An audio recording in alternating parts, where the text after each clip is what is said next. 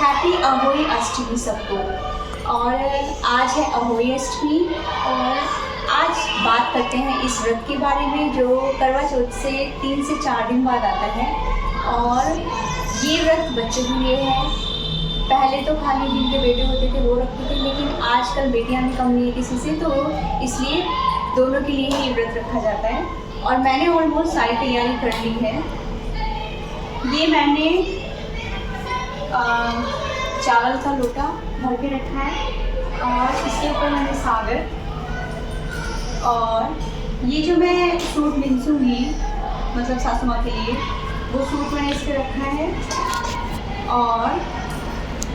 और ये होते एक मिनट, और ये होते हैं स्याऊ,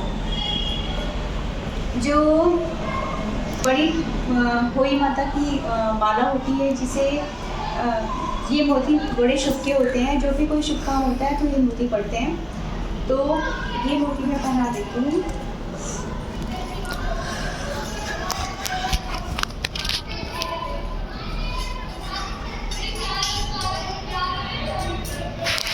इसके ऊपर रखा है ये।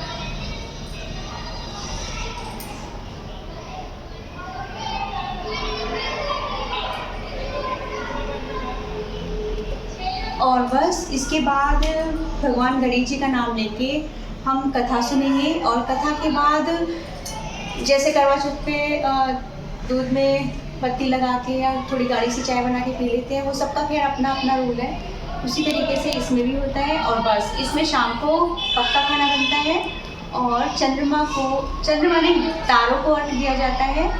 और बस वो आपकी श्रद्धा है। और इसमें ना मीठे वाले पूड़े बनते हैं। तो अब क्योंकि आज होई माता का व्रत है तो जय होई माता, और स्टार्ट करते हैं पूजा। महिलाएं करवा चौथ का व्रत करती हैं, उसी प्रकार बच्चों की लंबी आयु तथा अच्छे जीवन के लिए अहोई अष्टमी का व्रत किया जाता है। पुराने समय में अहोई अष्टमी का व्रत पुत्र के लिए किया जाता था, परंतु अब महिलाएं अपने पुत्र तथा पुत्रियों दोनों के लिए यह व्रत करती हैं। अहोई अष्टमी के दिन पेठा दान करने का विशेष महत्व है। अहोई अष्टमी के दिन पूरा दिन निराहार निर्जल व्रत किया जाता है। अहोई अष्टमी के दिन सायंकाल में अहोई अष्टमी की व्रत कथा को सुना जाता है। अहोई अष्टमी की व्रत कथा सुनने के बाद सासू जी अथवा ससुर जी के लिए बायना निकाला जाता है। तारे निकलने के बाद अहोई माता की पूजा की जाती है तथा तारों को अर्घ देकर भोजन किया जाता है। आइए अब शुरू करते हैं अहोई अष्टमी की व्रत कथा। एक नगर में एक साहूकार रहता था। उसके 7 पुत्र, 7 बहुएं तथा एक पुत्री थी। दिवाली से पहले कार्तिक मास की कृष्ण पक्ष की अष्टमी को सातों बहुएं अपनी इकलौती ननद के साथ जंगल में मिट्टी लेने गई। जहां से वह मिट्टी खोद रहे थे वहीं पर स्याऊ की मांग थी। मिट्टी खोदते समय ननद के हाथ से खुरपी स्याऊ की मांग में लग गई। खुरपी के प्रहार से स्याऊ का बच्चा मर गया।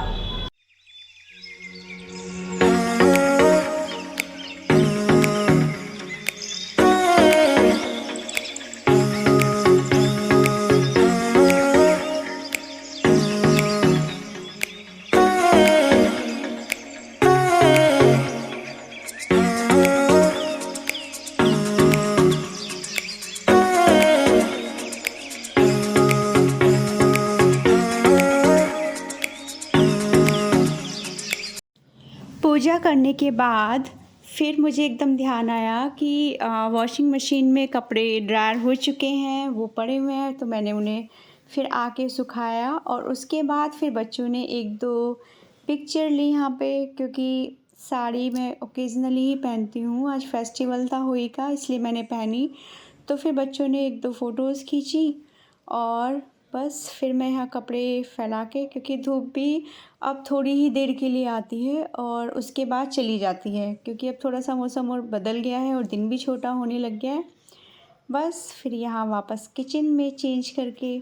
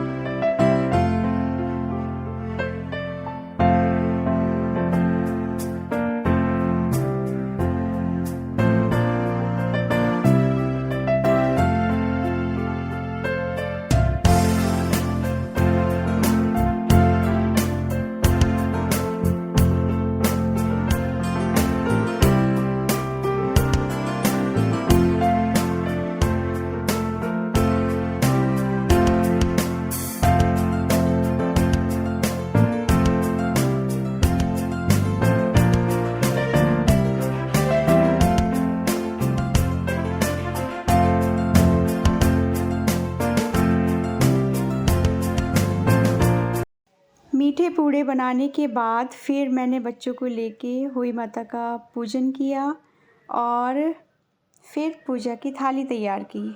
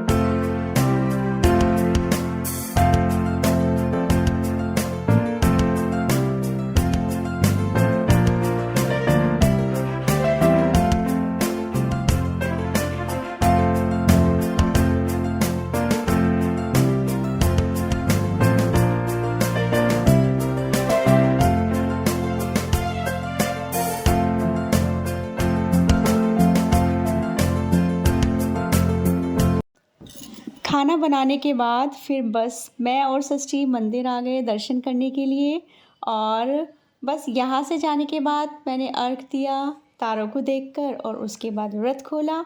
जय होई माता।